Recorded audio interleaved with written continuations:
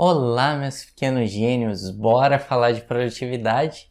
Então, bora lá, né? Uma das perguntas que eu mais recebo, tanto aqui no canal quanto lá no meu Instagram do Guri Sonhador, é sobre quais livros de produtividade eu indico, né? É muito difícil olhar para os meus livros e fazer um top 5, porque cada livro, de maneira direta ou indireta, contribui para o meu crescimento, para a minha organização e produtividade, né? Então, eu li 54 livros novos no ano passado, então é muita coisa, né? Então, com certeza, todo o meu conhecimento e todas as os meus processos do dia a dia foram lapidados por todos esses livros, né? Mas eu separei aqui 5 livros que eu considero que foram realmente game changer para mim em 2020, que realmente mudaram de maneira direta tanto o meu sistema do Notion quanto os meus processos diários mesmo para ser produtivo, beleza? Mas antes da gente começar aqui nossa lista maravilhosa, eu quero te dar uma definição, né, do que eu considero ser uma pessoa produtiva. A gente vê muita gente falando sobre produtividade, mas com um pouco conhecimento a respeito do tópico, né? Com base em tudo que eu aprendo e aplico e ensino no meu dia a dia, né? A melhor definição e mais simples que eu teria para produtividade é tu fazer a coisa certa, na hora certa, gastando o menos de energia cognitiva e física possível, né? Então, não se trata só de executar a tarefa, mas executar essa tarefa da melhor maneira possível, né? É que te gaste menos energia, que te economize tempo, obviamente, né? Porque quando tu economiza tempo e energia, tu vai ter muito mais tempo e energia para executar mais, né? Não necessariamente tu vai usar esse tempo para executar mais, mas pode usar esse tempo para cuidar de você mesmo, né? Tu pode usar esse tempo para ler um pouquinho mais, tu pode usar esse tempo para mandar mensagem para alguém, ligar para alguém, ficar um tempinho com a tua família, né? Pode ser usado de várias formas. Então a produtividade se trata de economia de tempo e energia, tá? Tu sabe conseguir executar o que tu tem que executar, mas economizando tempo e energia. Esse é o primeiro ponto que eu queria tocar aqui nesse vídeo. Então agora bora para nossa lista aqui de 5 livros, tá? Não poderia começar diferente. O primeiro livro que eu quero indicar para vocês é o 12 Weeks Year, do Brian P. Moran, né? Infelizmente, esse livro não tem em português, mas eu tenho um presentão aqui para você. Se tu ficar comigo até o fim desse vídeo, eu vou te dar um presente a respeito dele, tá? Mas esse livro foi totalmente game changer na minha vida em relação a planejamento de metas, né? Eu era aquele cara que eu tinha poucas metas e normalmente eu traçava minhas metas anualmente, ou seja, todo início de ano eu traçava 4, 5 metas e eu passava o ano inteiro perseguindo essas metas. Só que qual o grande problema de fazer isso, né? Primeiro que 12 meses leva muito tempo, né? E o nosso cérebro, ele tem essa percepção de que quando a gente tem muito tempo, a gente demora a executar as coisas, né? Por exemplo, se eu coloco uma meta de ler 50 livros no ano, eu demoro a começar. Aí passa janeiro, eu falo, vou começar a ler em fevereiro, ainda tenho 11 meses para fazer isso. Aí passa fevereiro, tu lê pouco. Ainda tenho 9 meses para fazer isso, eu tenho 10 meses, né? Então, à medida que o tempo vai passando, te dá a falsa percepção de que tu tem tempo para fazer aquilo. Agora, quando tu trabalha no conceito de 12 semanas, ou seja, teu ano não vai ter mais 12 meses. Ele agora vai passar a ter 12 semanas, certo? Então, tu tem um deadline, um período bem mais curto para executar o que tu precisa executar. Então, tu tá sempre trabalhando em cima de uma data target, de um deadline, né? Então, tu vai continuar tendo essas metas anuais, obviamente, eu ensino no meu planejamento anual a planejar primeiro o macro, né? O macro é o ano, a parte mais macro que a gente tem, o ciclo maior é o ano, mas a gente quebra isso em pedaços menores, certo? Então a gente divide essa meta anual por 4 e trabalha em trimestres. Dentro de trimestres, a gente divide por 12, que vai dar exatamente esse ano de 12 semanas. Então dentro de um ano comum, padrão, a gente tem 4 anos de 12 semanas, certo? Então isso te faz executar muito mais e obviamente, se tu tá executando mais, tu vai conquistar mais em 12 semanas do que outras pessoas conquistam em 12 meses, né? É exatamente a proposta do livro e eu concordo totalmente com a proposta do autor, porque eu testei por vários trimestres e realmente eu conquistei muito mais do que eu estava acostumado.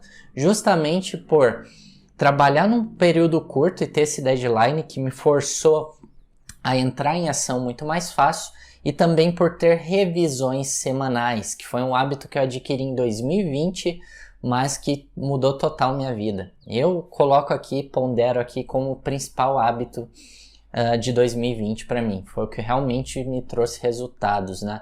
Eu não era acostumado a pegar um horário da semana e ver como foi minha semana, certo? Eu não achava necessário, mas ao conhecer esse livro e também a conhecer o trabalho do August Bradley, né, me chamou a atenção para isso. Comecei a fazer e realmente eu achei a importância de fazer isso. Quando tu olha a tua semana, os teus últimos 7 dias, tu vê se teu plano está saindo conforme tu planejou, certo?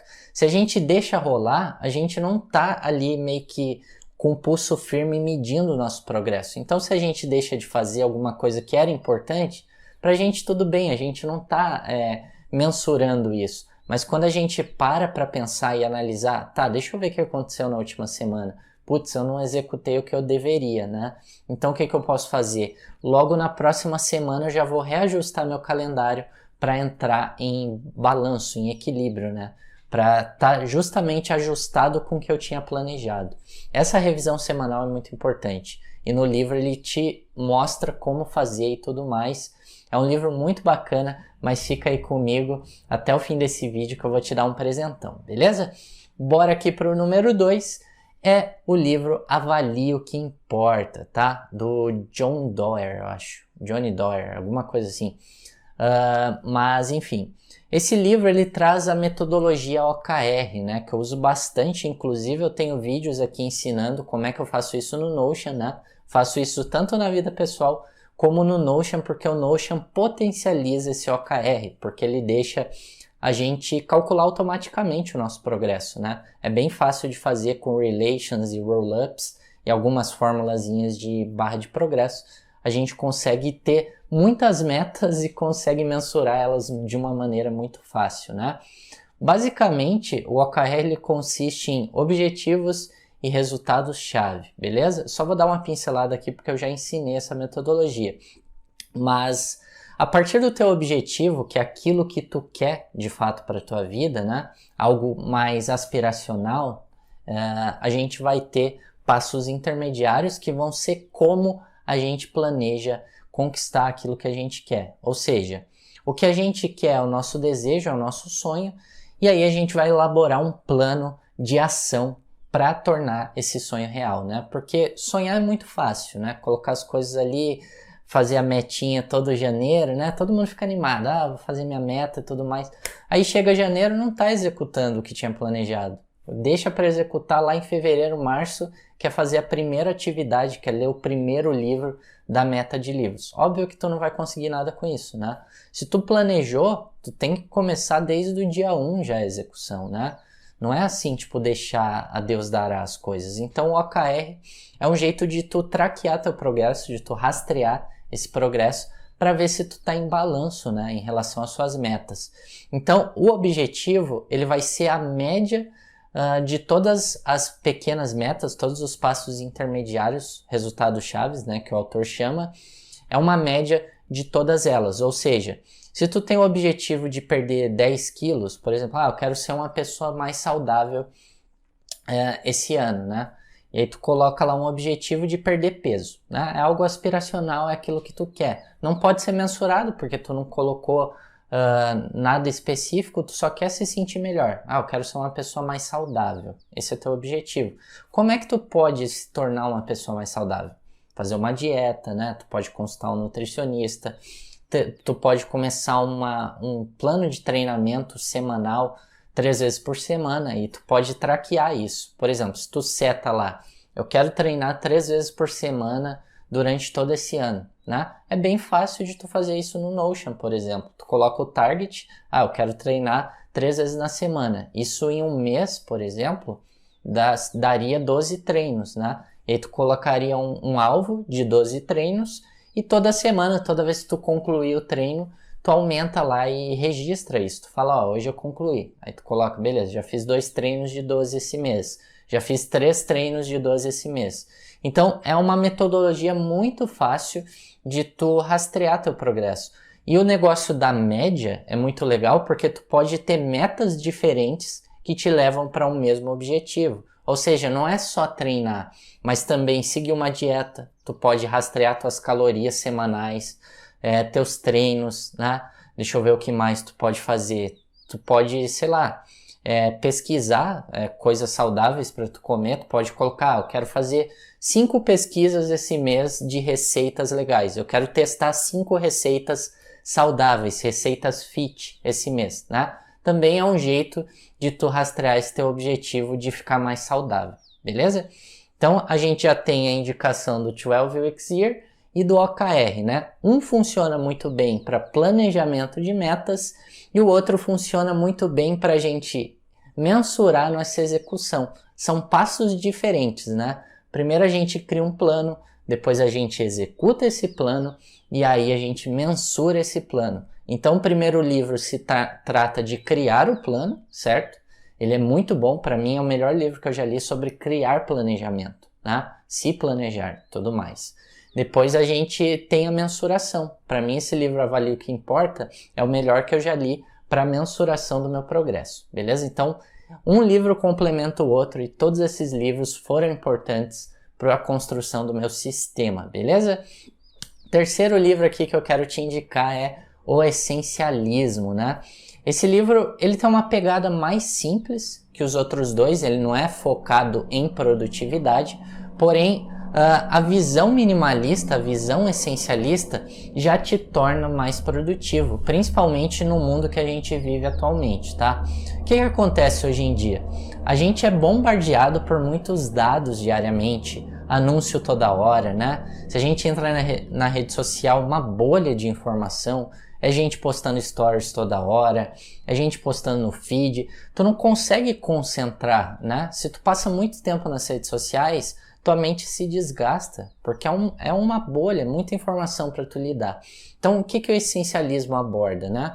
Basicamente, ser um essencialista é tu executar menos, porém melhor. O que ele quer dizer com esse menos, né? Se tu olhar para a tua lista de tarefas do dia a dia, a gente pode ter 10, 15 tarefas no dia, mas dessas 15, quais que são realmente essenciais, né? A gente às vezes enche nossa to-do list ali de um monte de coisa, mas o que realmente é importante para a gente? Qual que é a tarefa mais importante?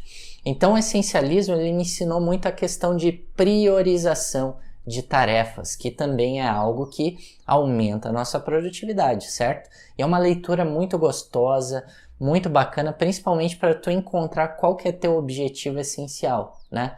Que ele fala que o objetivo essencial ao mesmo tempo significativo, mensurável, realista e inspirador, né? É um dos objetivos que eu tenho aqui para o Guri Sonhador. Por exemplo, qual que é o meu objetivo essencial aqui?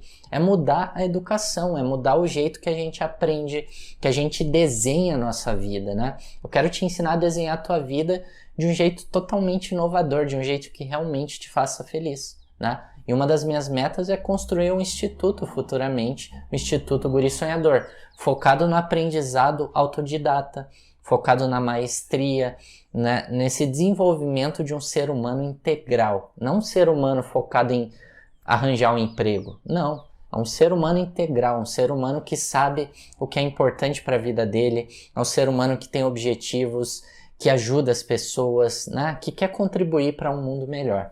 Esse é o meu objetivo essencial aqui, né? E esse livro me ajudou a focar nele, né? Todas as tarefas que eu faço aqui é para chegar nesse objetivo essencial, né? Tudo que não faz parte desse objetivo essencial se torna uma segunda prioridade na minha vida. Então, quando eu olho minha to-do list, eu sei que a primeira tarefa do dia que eu vou fazer é uma tarefa que me deixe mais perto desse meu objetivo essencial, certo? Então, tu vai adorar essa leitura, eu tenho certeza, né? Até indico tu a começar por esse livro. tu vai terminar muito rápido. Eu acho que eu levei 3, 4 dias para ler. Todo mundo que eu indiquei e começou a ler esse livro levou menos de uma semana para terminar. Porque é uma leitura que te engaja muito, muito gostosa, te abre a mente de certa forma. Então é um livro que eu indico muito, tá? Todos os livros que eu indiquei estão aqui na descrição, aqui no link, tá? Quarto livro, A Arte de Fazer Acontecer, tá? Esse livro é muito importante porque lembra que eu falei que a gente tem planejamento, execução de tarefas e mensuração, né? De planejamento eu já te indiquei 12 Weeks Year, de mensuração Avalie o que Importa, do John Doerr, né? E agora eu tô te indicando A Arte de Fazer Acontecer, do David Allen. Esse livro ele é bem conhecido, na verdade, tu até já deve ter lido, né? Ele se trata sobre um método que o David Allen criou, né? Basicamente para tu fazer as coisas acontecerem, né? Get Things Done, GTD. Então, por isso que se chama de GTD e foi traduzido pela Arte de Fazer Acontecer. Então, esse método ele foi muito importante na minha vida, eu ainda não conhecia. Cara, esse livro era muito conhecido, mas eu fui ler realmente em 2020, né? Conheci essa metodologia que todo mundo tava falando, não, que é GTD, que não sei o que. Depois que comecei a usar o Notion, que eu comecei a me ligar nessa metodologia GTD, né? E realmente foi game changer na minha vida. Principalmente pelo fato da captura rápida, certo? Porque o que é um método de captura rápida? É tu tirar da tua mente qualquer ideia ou qualquer plano que tu tenha no dia a dia. Ou seja, surgiu uma ideia de vídeo novo, né? Se eu deixar na minha mente, eu vou gastar energia para tentar lembrar toda hora disso. Sei lá, daqui 1 hora eu vou tentar lembrar, qual que era o tema do vídeo que eu queria fazer semana que vem? Daqui 2 horas, qual que era o tema do vídeo que eu queria fazer? Então isso gasta energia, né? Já o método do GTD, ele fala, cara, por que tu não pega isso, anota num caderno, por exemplo, ou anota no próprio Notion, tira esse pensamento da tua mente. Isso vai o quê? Te economizar energia, né? O objetivo do método GTD é tu eliminar qualquer barreira que esteja entre você e a execução do que tu precisa executar naquele dia.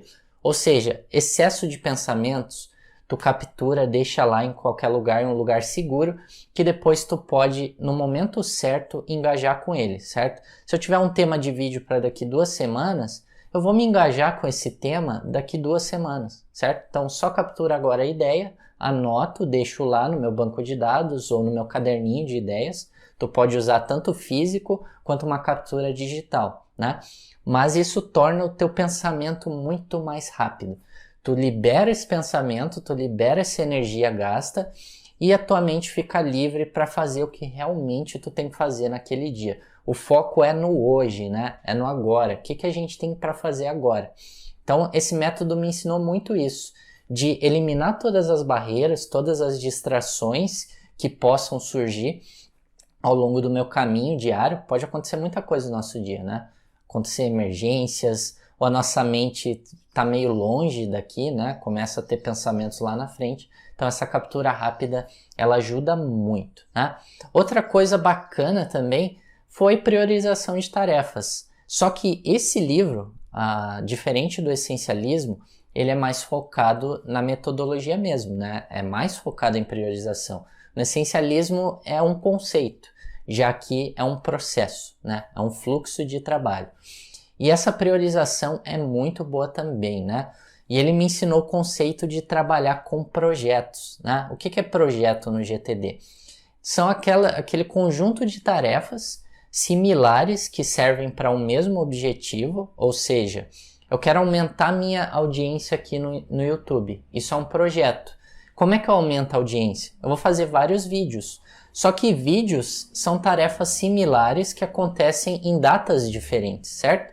E se eu criar um projeto onde eu agende todas essas tarefas similares e eu consiga acessar quando eu quiser, né? É exatamente o que eu criei lá no meu sistema do Notion, né? Eu tenho até um vídeo aqui que tu pode ver, o cardzinho acho que vai estar aqui para você, onde você pode acessar e ver meu GTD avançado, como é que eu faço as coisas acontecerem mesmo, entrar em ação, né? Que eu chamo do meu campo de batalha. É exatamente isso, eu organizo todas aquelas tarefas similares que eu tenho para atingir determinado objetivo e eu faço um calendário ali semanal onde eu tenho que executar. Tudo aquilo que é mais para o futuro, eu organizo de um jeito diferente, né? Eu vou deixar um pouquinho mais para o futuro, eu faço a captura ali do que tem que ser feito, mas eu só vou me engajar no dia correto para aquela atividade, né? Então isso me ajudou a focar no agora, né? A focar na execução agora, no hoje. Então esse conceito de projetos é muito legal que tu entenda. E tem as tarefas rápidas também, que é a regra dos 2 minutos. Ou seja, o que o autor fala? Se tu tem uma tarefa que dá para tu fazer rapidinho, já faz ela e já mata ali, elimina do teu dia e do teu calendário, beleza? Então eu uso muito, às vezes eu não tô muito bem, às vezes eu não tô me sentindo com muita energia. O que eu faço? Eu pego várias tarefas rápidas que dá para resolver ali rapidinho, como pagar contas, falar com o contador, esse tipo de coisa que é rapidinho, sabe? É uma mensagem, é só acessar o app do banco e pagar a conta, por exemplo. Eu deixo essas tarefas rápidas para quando eu não estou com energia suficiente e nem com motivação suficiente para fazer aquela tarefa mais difícil, né? Então ele ajuda tu a eliminar mais coisas do teu calendário para quando tu tiver com, sabe, aquele tesão mesmo de fazer aquela atividade difícil, tu vai conseguir entrar em ação muito mais rápido, né? Então esse livro, para mim, se tu não leu, ele é um must have, né? Tu tem que ler ele, porque é uma metodologia muito eficaz e é usada no mundo inteiro, né? Então, é uma metodologia bem conhecida. E para fechar aqui nossa indicação, eu já falei sobre priorização de tarefas, como executar, como planejar, como mensurar, mas falta um elemento aqui, né? O que a gente precisa para quando a gente vai executar tarefas? Foco, né? Foco. E um dos melhores livros que eu já li sobre o tema, que é uma leitura muito gostosa, tu também vai terminar esse livro muito rápido, é o Hiperfoco do Chris Bailey, né? Nesse livro ele também vai te ensinar vários conceitos de priorização de tarefas, como é que tu entra em hiperfoco, né? E tem basicamente o conceito essencialista ali, né? Tu elimina todas aquelas fontes de distração e foca na tarefa que tem que ser feita. Então, o GTD, por exemplo, complementa o hiperfoco e vice-versa, né? O próprio essencialismo complementa o hiperfoco, que é basicamente quase o mesmo conceito. Só que a grande sacada, o grande aprendizado que eu tirei do hiperfoco, que foi totalmente game changer para mim em 2020, foi o fato de aprender o foco disperso, né? A gente tem o hiperfoco e a gente tem o foco disperso, que é quando a gente deixa a nossa mente vaguear, né?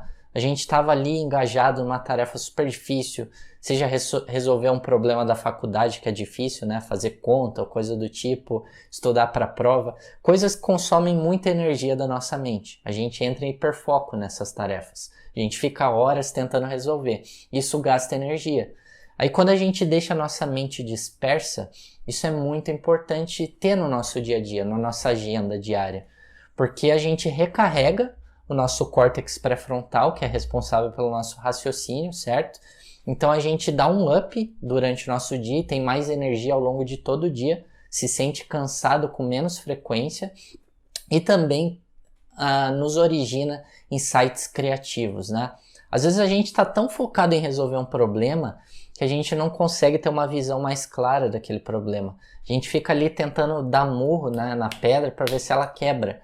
Mas quando tu dá uma pausa, o próprio Pomodoro faz isso, né? A gente trabalha em 25, 30 minutos os blocos de tempo, depois tu dá um descanso de 5 minutos. É justamente para estimular esse foco disperso. Porque a nossa rede neural, ela não é tão rápida para se formar o nosso raciocínio.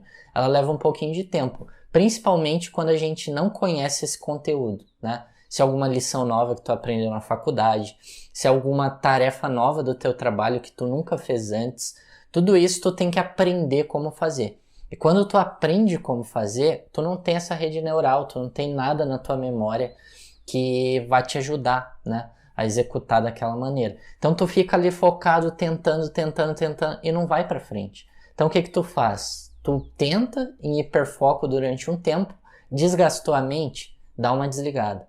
Vai correr, vai tomar um banho, vai lavar louça, vai meditar. Tudo que não envolve uma atenção muito plena naquilo que tu está fazendo. E deixa tua mente vaguear, deixa em foco disperso. No foco disperso, provavelmente tu vai ter um insight criativo que tu vai saber, cara, é assim que resolve essa tarefa no meu trabalho. Ah, essa é a resposta daquele problema da prova, né? Então tu vai ter esses insights criativos que eu usei muito.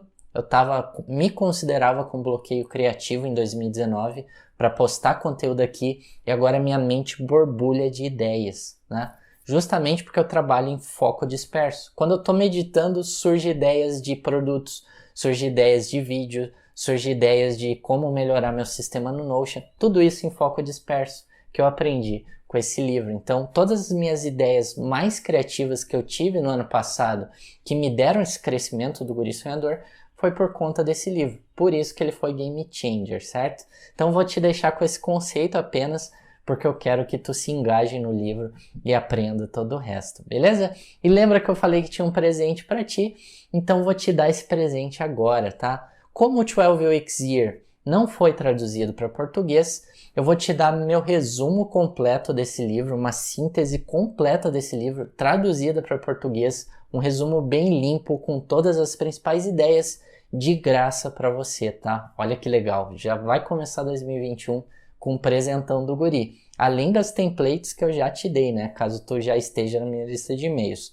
Para receber esse presente, tu tem que estar cadastrado na minha lista de e-mails, né? Se tu ainda não se cadastrou e vai se cadastrar agora, tu vai receber automaticamente, tá? Esse presente que eu vou te dar. Se tu já faz parte da minha lista de e-mails, aguarde a newsletter que deve sair na segunda-feira, tá? Segunda-feira eu vou mandar uma newsletter e lá vai estar o presentinho para você, beleza? Então eu quero agradecer todo mundo que ficou aqui até o final desse vídeo. Quem ficou até o final, obviamente, vai ganhar o presente. Quem não ficou, perdeu o presente, né? Então não posso fazer nada.